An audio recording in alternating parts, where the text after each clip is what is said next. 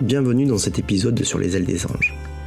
Aujourd'hui, nous allons explorer un sujet fondamental, celui qui pourrait bien constituer la clé de notre temps, le guerrier spirituel. On parle d'un concept ancien, résonnant à travers les âges, mais qui prend un sens tout particulier dans notre époque troublée et incertaine. Vous l'aurez deviné, il ne s'agit pas ici d'une quête ordinaire, ni d'une épopée extérieure. Non, aujourd'hui, nous allons plonger profondément dans les méandres de l'âme masculine, et je vais vous montrer pourquoi il est plus urgent que jamais de réveiller le guerrier spirituel en vous. Je suis Frédéric Elbé-Sauvant, et je vous emmène sur les ailes des anges.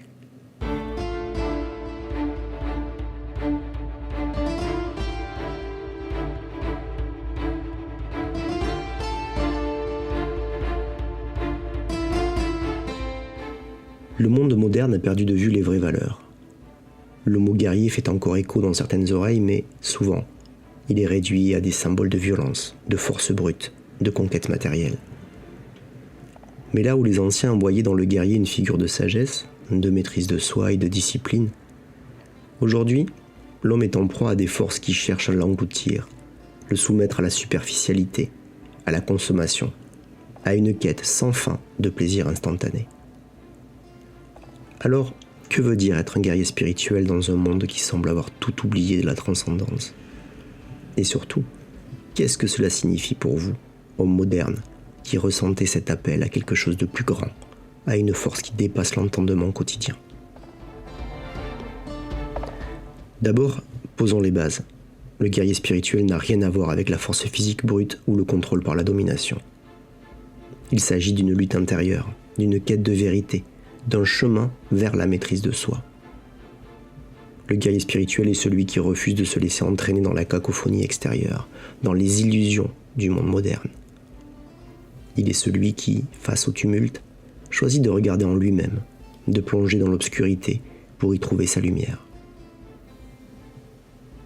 Dans les traditions anciennes, que ce soit chez les samouraïs, les chevaliers ou les sages des déserts, la figure du guerrier spirituel représentait cette tension entre l'ombre et la lumière, entre le chaos du monde extérieur et la paix intérieure.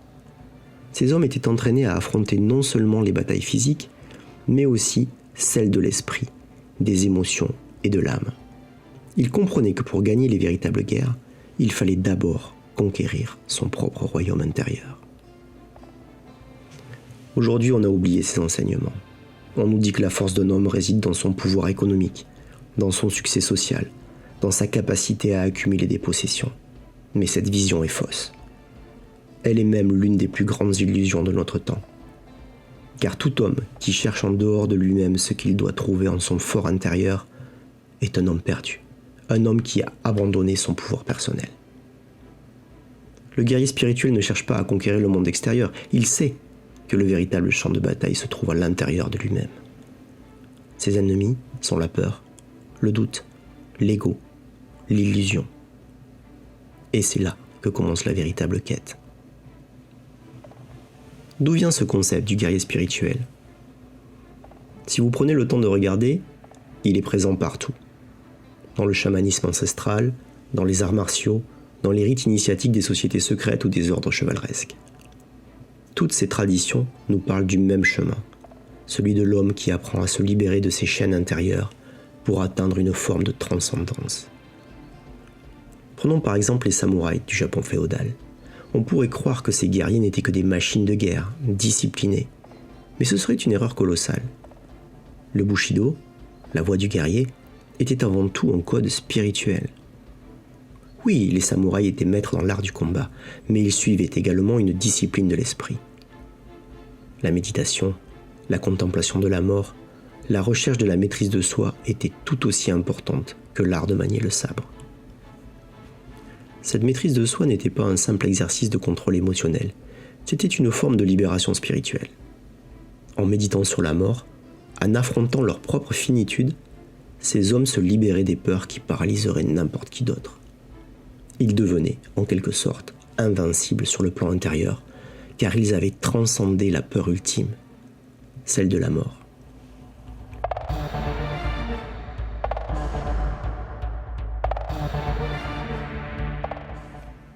De même dans les légendes des chevaliers du Graal. Les chevaliers du Graal incarnaient bien plus que des hommes en quête d'un simple objet sacré. Leur parcours était une quête d'élévation spirituelle, un appel à s'unir avec une vérité profonde et universelle. Le Graal, dans leur imaginaire, symbolisait la sagesse divine, inaccessible, sans purification intérieure. Au-delà de sa nature matérielle, il représentait le cœur même de l'éveil spirituel, une coupe d'abondance divine capable de transmuter ceux qui la trouvent et la comprennent. Ainsi, chaque chevalier partait en quête, non pour conquérir, mais pour se dépouiller de ses illusions et renouer avec le divin en lui-même. Leur voyage, souvent rempli d'épreuves physiques et morales, n'était qu'un miroir de la lutte intérieure nécessaire pour dépasser les illusions de l'ego, les tentations de la gloire et les pièges du désir terrestre. Leur véritable trésor réside dans la connaissance spirituelle qu'ils cherchaient à découvrir au cœur de leur âme. Leur armure, elle aussi, était bien plus qu'un simple moyen de se protéger des dangers extérieurs. Elle symbolisait une protection spirituelle, forgée non seulement de métal, mais de vertu, foi, loyauté, courage et humilité. Chaque pièce de l'armure représentait une qualité nécessaire pour résister aux tentations qui les auraient éloignés de leur but ultime. Le aume protégeait leur esprit des idées trompeuses. La cuirasse symbolisait le cœur, purifié de l'orgueil. Et le bouclier représentait leur défense contre les influences extérieures qui pouvaient les détourner de leur voie. Les chevaliers du Graal nous rappellent ainsi que la quête spirituelle ne consiste pas à fuir le monde, mais à apprendre à avancer protégés des illusions et des pièges de l'ego. Leur parcours vers le Graal nous montre que pour atteindre une compréhension divine, il faut être prêt à se libérer des fardeaux matériels et des passions qui nous égarent, pour embrasser un chemin vers la paix intérieure et la réalisation spirituelle.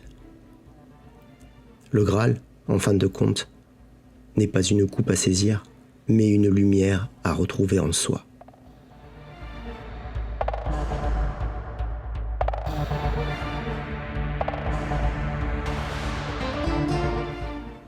Dans toutes ces traditions, la figure du guerrier spirituel nous rappelle que le combat extérieur n'est qu'un reflet du combat intérieur. Et c'est là que nous trouvons une leçon cruciale pour les hommes d'aujourd'hui. Dans notre société actuelle, l'homme est bombardé de fausses croyances. Il est conditionné dès son plus jeune âge à croire que sa valeur réside dans ce qu'il possède, dans son apparence extérieure, dans sa capacité à se conformer à un système qui, en vérité, cherche à l'écraser. On lui dit qu'il doit être fort, mais cette force est souvent mal définie, réduite à la domination ou à l'ego. Le vrai guerrier spirituel ne tombe pas dans ce piège. Il comprend que le véritable pouvoir ne vient pas de ce qu'il peut accumuler ou contrôler, mais de sa capacité à se maîtriser lui-même. Le guerrier spirituel se connaît, il sait d'où viennent ses forces et ses faiblesses. Il a appris à dompter ses peurs, à dépasser ses doutes, à affronter ses ombres. Et c'est ici que beaucoup d'hommes échouent. Ils fuient leur ombre, ils se plongent dans les distractions, le travail, les plaisirs éphémères, les excès en tout genre, pour éviter d'affronter ce qu'ils portent en eux. Mais en faisant cela, ils se privent de la plus grande opportunité de leur vie, celle de se transformer. Le guerrier spirituel n'a pas peur de l'introspection. Il ne craint pas de regarder en lui-même et de voir les parties de son être qu'il préférerait ignorer. Il sait que c'est précisément en affrontant ces parties de lui-même qu'il pourra grandir, qu'il pourra évoluer. Carl Jung, le grand psychologue, parlait de la confrontation avec l'ombre. Pour Jung, chaque être humain porte en lui des aspects cachés, refoulés, des parties de soi qui ne sont pas acceptées par la conscience. Ces ombres sont souvent les émotions, les désirs, les peurs que nous n'osons pas exprimer et affronter. Mais le guerrier spirituel sait qu'il doit les regarder en face, parce que c'est dans cette confrontation que se trouve la libération. Et c'est là tout l'enjeu de cette quête, faire face à soi-même. C'est souvent le plus grand des défis, parce que nos peurs et nos doutes sont plus insidieux que n'importe quel ennemi extérieur.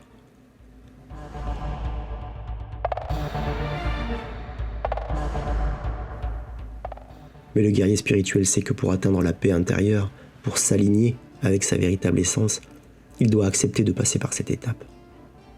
Maintenant, vous vous demandez peut-être comment faire, comment puis-je éveiller le guerrier spirituel qui sommeille en moi. La première étape est l'intention. Vous devez prendre la décision de commencer ce chemin.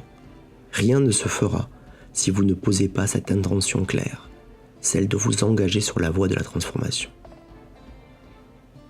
Une fois que vous avez pris cette décision, le reste suivra. Il vous faudra cultiver la discipline. Le guerrier spirituel ne se laisse pas distraire de son but. Il apprend à dire non aux tentations, à maîtriser ses désirs. La méditation, par exemple, est une pratique essentielle pour calmer l'esprit et renforcer la discipline intérieure. Enfin, il faut se préparer à affronter ses peurs. Cela signifie accepter que la douleur fait partie du processus. Vous allez rencontrer des résistances, des doutes, des peurs profondes, mais le guerrier spirituel ne recule pas devant ces obstacles. Pour illustrer cela, je vais vous parler de la symbolique de la libellule au Japon. La libellule, cet insecte gracieux mais déterminé, est vénérée dans la culture japonaise comme un symbole de victoire et de force. Elle est connue pour sa capacité unique à voler avec précision, jamais en arrière, toujours dans un mouvement sûr et décidé vers l'avant. Cette détermination dans son vol a fait d'elle un emblème du guerrier qui ne faiblit pas et qui persiste, quoi qu'il arrive. Pour les samouraïs, cette absence de recul évoquait le chemin du guerrier, qui avance avec résilience malgré les épreuves. Le guerrier spirituel, tout comme la libellule, incarne cette avancée constante. Peu importe la tempête intérieure ou les batailles extérieures, il choisit d'aller de l'avant, transformant chaque difficulté en un défi à surmonter. Cette détermination symbolise la force intérieure et l'esprit de conquête qui ne s'abandonne jamais, même dans la nuit la plus profonde. En se souvenant de la libellule, le guerrier spirituel apprend à honorer son lien avec la nature et ses symboles. L'évolution constante, la capacité de voir au-delà des illusions, de rester fidèle à sa mission, malgré les vents contraires. Car avancer, même un petit pas à la fois, sans jamais reculer, est la vraie victoire du guerrier, celle qui le libère de la peur et des limites imposées par le monde. Nous vivons à une époque où l'homme a plus que jamais besoin de retrouver cette voie du guerrier spirituel. Notre société, avec ses illusions de pouvoir, de richesse et de contrôle, nous a éloignés de notre véritable essence. Mais en réactivant cette quête, en choisissant de plonger en nous-mêmes pour affronter nos ombres, nous pouvons retrouver notre force intérieure, cette force qui ne dépend d'aucun autre facteur extérieur. Le guerrier spirituel est celui qui choisit de vivre en accord avec sa vérité, peu importe les circonstances extérieures. Il est celui qui maîtrise ses pensées, ses émotions et ses actions. C'est un chemin difficile, mais c'est le seul chemin vers la liberté intérieure.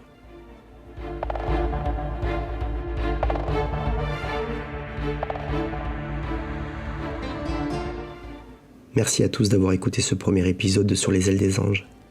Que vous soyez déjà engagé sur ce chemin ou que vous en soyez au tout début, rappelez-vous que le plus important est de continuer à avancer, à chercher, à vous améliorer.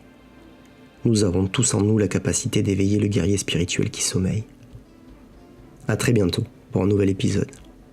D'ici là, continuez de chercher, continuez de grandir et que la lumière vous accompagne.